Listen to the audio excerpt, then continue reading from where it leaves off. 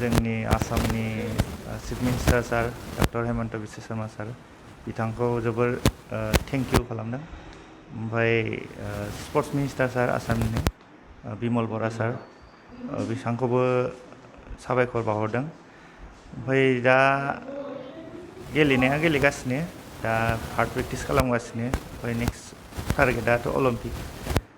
दा बे माने आंनि सिगांनि गेलेनायखौ माने मोजां मोना, बेबायदि जेनेबा पस्टआव दा साख्रि होनायखौ मोजां मोनदों। माने इयुनाव आंनिनो बिदा फंबायमोन जेनेबा माने गेलेनायाव एसे थुलुंगा होनाय मिजिङा आंना मेइनआ फकासआ गेलेनाय। साख्रिया बे माने डिउटि बेखौ बारा आं हानाय नङा। माने मेइनआ फकासआ गेमा जाबाय। खस्थ'आथ' जोबोद खस्थ', माने जों नेसनेलावबो बिराद खस्थ' जायो, थांलाय फैलाय, नों ट्रेनाव थांनाय फैनाय। दाथ' एसे मोजां जाबाय, सिगां एसोसिएसनफोराबो बारा हेल्प मोनामोन। रांखान्थियाव जों गभमेन्टनिफ्राय माने जोंनि गेलेनायाव नांगौ। जोंनि आर्सारियाव बोरलायानो जा एर'आनो जा दाम बिराद दङ। गाव निजे बायना गेलेनाया एसे उसुबिदा जायो। ओमफ्राय आलदा इभेन्टआव जायो खोमा, जोंना बांसिन जायो आरोना। बिदिनो गभमेन्टनिफ्राय हेल्प मोनोबा बांसिन मोजां जायो। आङो मेइन न'नि फेमिलिखौ जोबोर साबायखर बावो, जोंनि आइ बाबामोन। ओमफ्राय सेकेन्डलि जोंनि कचेस गोदोनिफ्राय मोनबोनाय, जोङो खैराबारि भेरगाव गेलेबोनाय स्टार्टिङाव। ओमफ्राय जोंनि साइनिबो गोदोनि फुराना कच दङ आर.के. राजु सिं सार, बिथांखौबो जोबोर साबायखर बावो।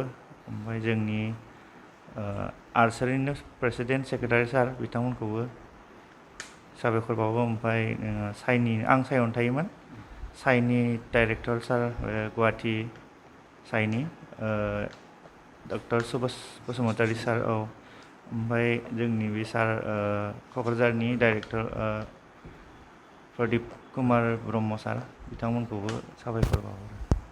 বিভাগ কোকৰাঝাৰৰে নহয়, সমগ্ৰ মানে বড়োলেণ্ডৰ আমাৰ BTCৰ যিটো আবকাৰী বিভাগ আজি গৌৰৱান্বিত।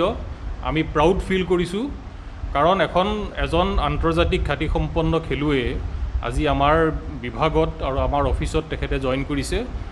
আৰু তেখেতে আমি জনামতে তেখেতে ৱৰ্ল্ড লেভেলত তেখেতে চিলভাৰ মেডেল পাইছে। আৰু আমি তেওঁক যিমান পাৰোঁ সহায় কৰিম, আৰু আমাৰ কাৰণে তেওঁ মেডেল আনক। তেতিয়া আমাৰ বড়োলেণ্ডৰ লগতে আমাৰ অফিচ, বড়োলেণ্ড, সমগ্ৰ অসম তথা সমগ্ৰ দেশ গৌৰৱান্বিত হ'ব।